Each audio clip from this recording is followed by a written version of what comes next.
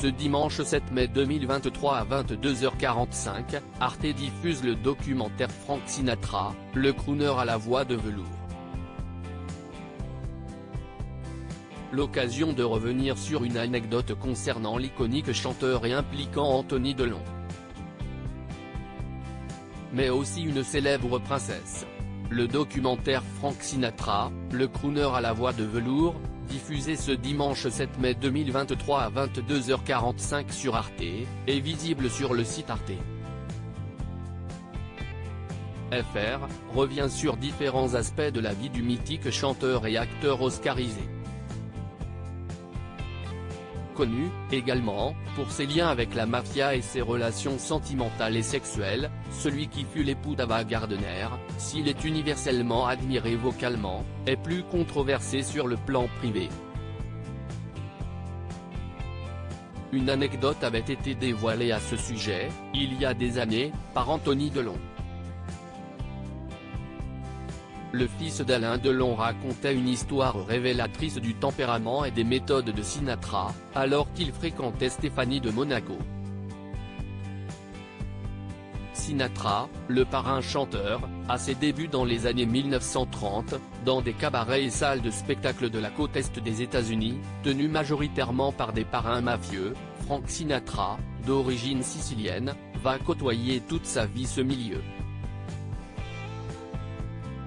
Plus tard, dans les années 1960, actionnaire principal du Sands, à Las Vegas, il est au cœur d'une nébuleuse mafieuse. Entre-temps, le chanteur se sera vu demander par Joe Kennedy Ryder, son fils, John Kennedy, à remporter certains États clés lors de l'élection présidentielle de 1960. Pour cela, Sinatra aurait eu recours à ses connexions avec le crime organisé. Et si est toujours lui qui aurait présenté, à quelques semaines de distance, la sulfureuse Judith Campbell au parrain de Chicago Sam Giancana ainsi qu'à John Kennedy, la jeune femme ayant été, en parallèle, la maîtresse des deux hommes. Entremetteur pour ses puissants amis, aussi généreux que brutal et parfois, cruel, Sinatra conservera un comportement proche de celui des chefs des organisations criminelles. Il m'a dit, ne t'approche pas d'elle. En 2008, Anthony Delon publie un beau premier livre autobiographique intitulé Le Premier Maillon.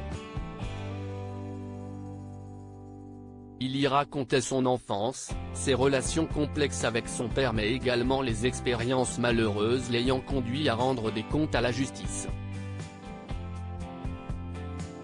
Il y avait aussi une référence à Sinatra, au détour d'une histoire s'étant passée au milieu des années 1980 et qu'Anthony avait relaté au journal 20 minutes, j'avais 20 ans, je sortais de prison et j'avais une petite aventure avec la princesse Stéphanie, de Monaco, NDR. Notre relation, qui a duré 1 mois, dérangeait son père, le prince régnier. Alors, il a demandé au parrain de sa fille, Frank Sinatra, de me remonter les bretelles. C'était dans le hall d'un boîte de nuit, il avait demandé à me voir. Je ne savais pas pourquoi, même si je me doutais bien qu'il n'allait pas me demander de faire un duo avec lui. Il était avec une espèce d'armoire normande et m'a dit, en anglais, « Stay away from her, ne t'approche pas d'elle ». 1 heure après, je la retrouvais, on s'en fichait. Sinatra était-il, au fond, plus grande gueule que méchant? À lire aussi. Ça m'a toujours plu de te voir rire. Anthony Delon partage une émouvante vidéo de son père Alain Delon.